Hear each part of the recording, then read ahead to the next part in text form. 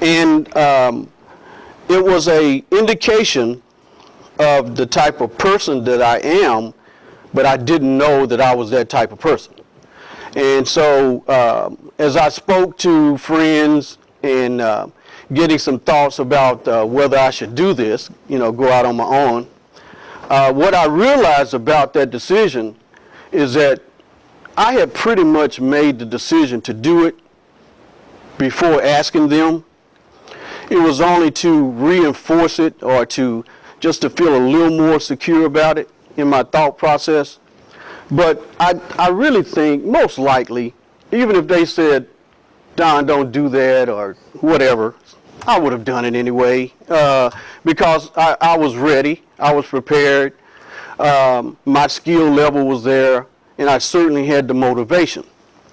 So January 2002 started me on this incredible journey because being in business for myself has allowed me so much freedom and the opportunity to not only to focus in on a particular area of skill set within the engineering community and offer a better service to clients, which was one of the things that motivated me to leave because of the things that I was experiencing with the company I was working with. So I wanted to go out and do this because I felt I could do a better job independently.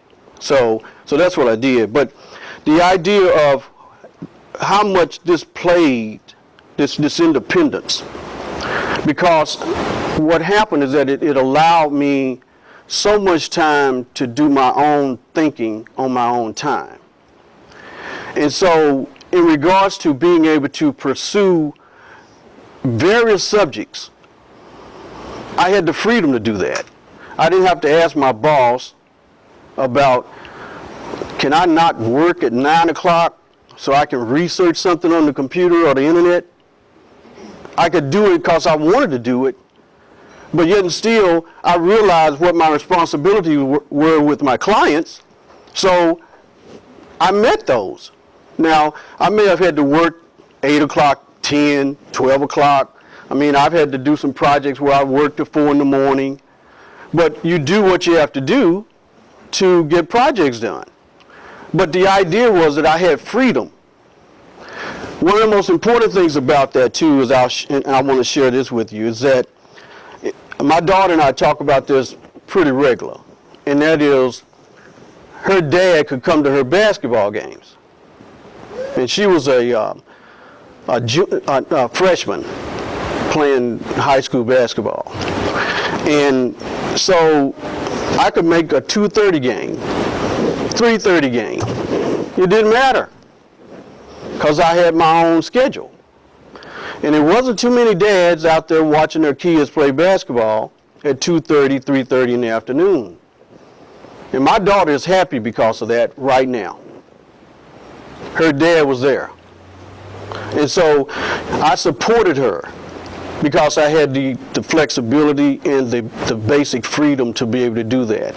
And it had nothing to do with the fact that here I am in business for myself, and now you got to try to generate all this income.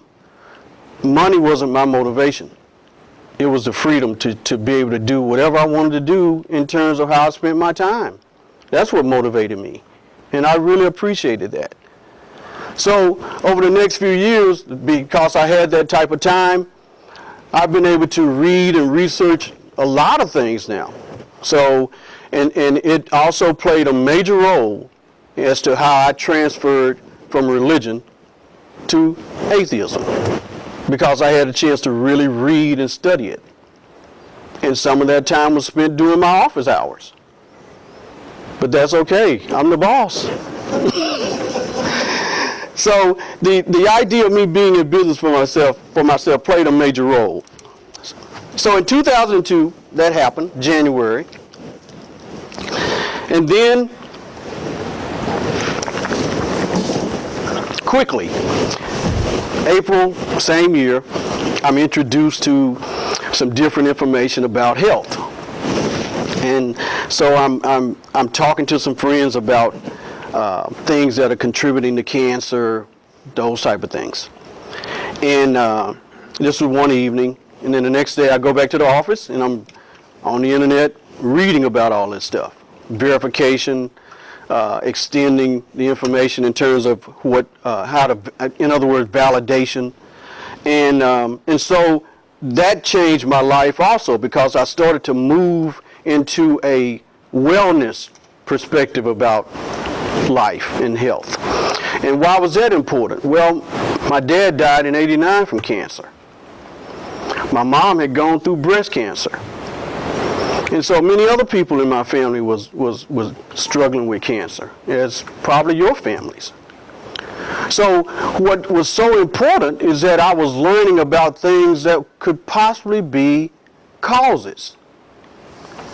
So my point was that if I'm going to prevent cancer, I need to understand what caused it.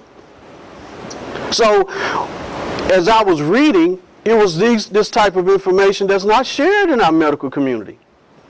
Our doctors in our hospitals not going to tell you that, because I've come to learn they don't want you to prevent cancer, because our medical community thrives on it. We got an incredible hospital system in Houston, MD Anderson. You think they'll exist if you learn how not to get it?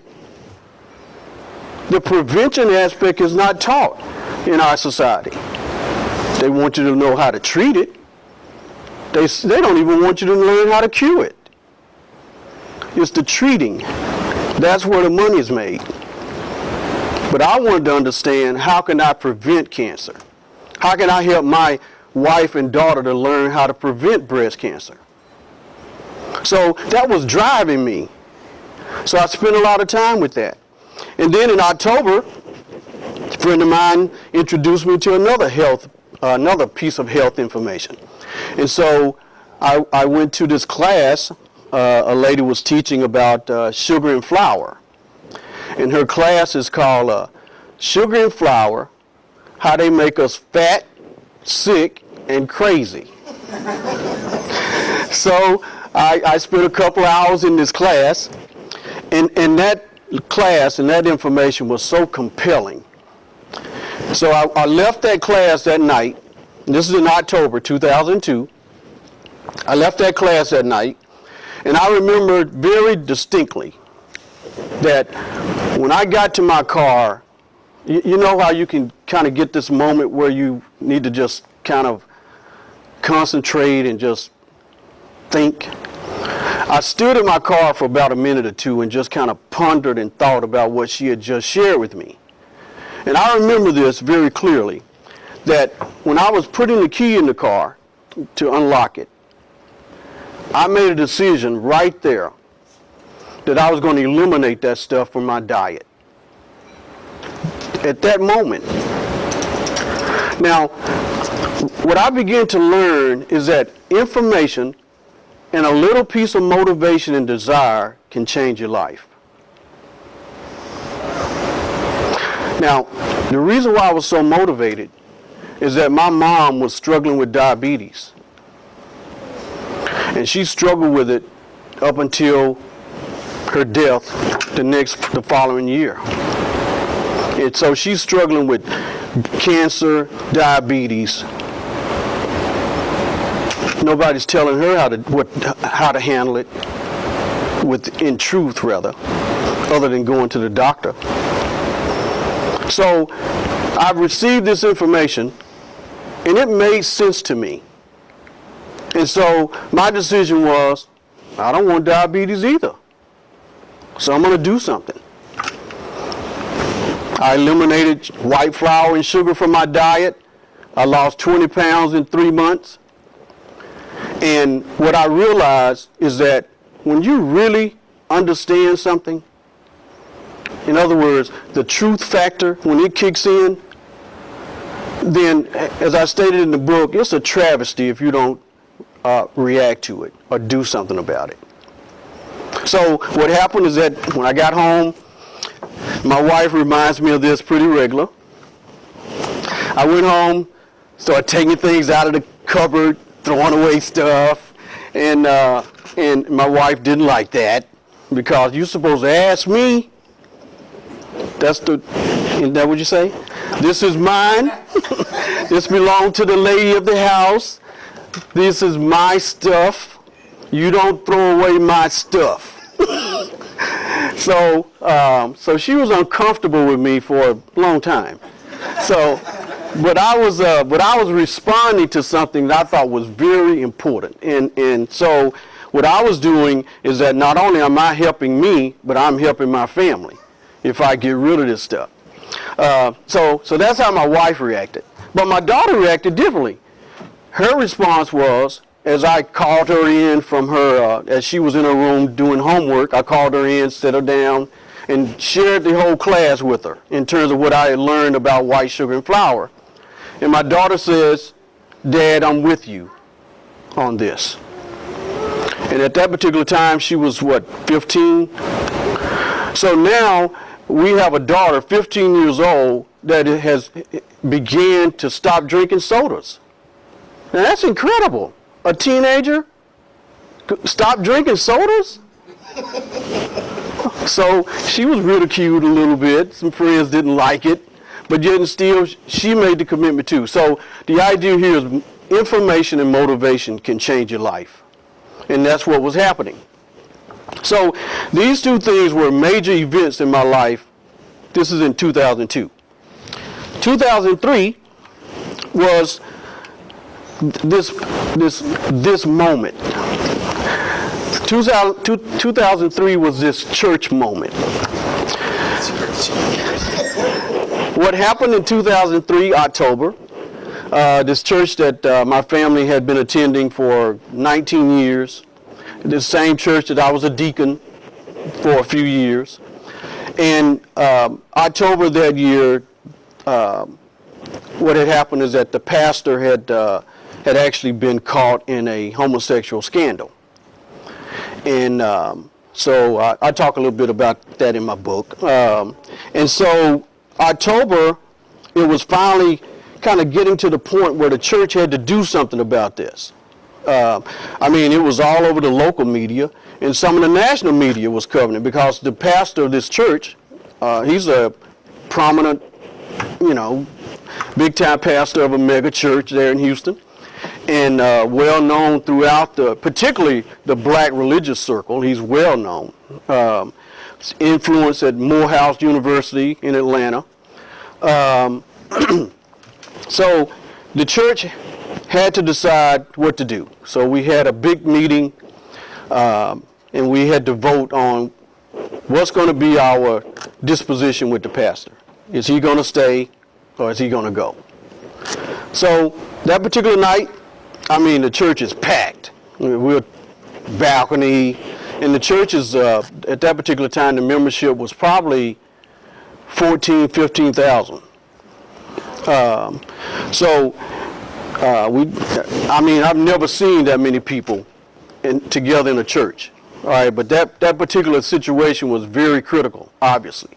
So we had to vote on it, and as we were doing the discussion, one of the most incredible things happened at that time was, as people were making their statements about for or against, a couple of people stood up and read scriptures to reflect on why the pastor needed to leave because of homosexuality.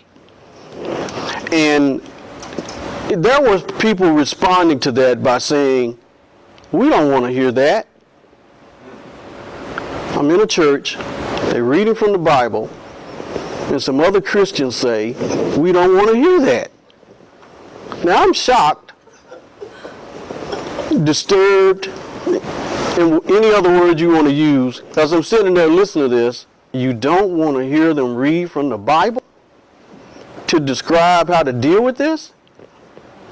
There's some sickness here. So anyway, I'm saying we, because the church, I voted against him, but we as a church voted that he would stay, and he's still there now. But eventually, within probably a year, the church membership dropped over 50%. Well, anyway, my family, we left that night. I made that decision that night. that we're not going to be here.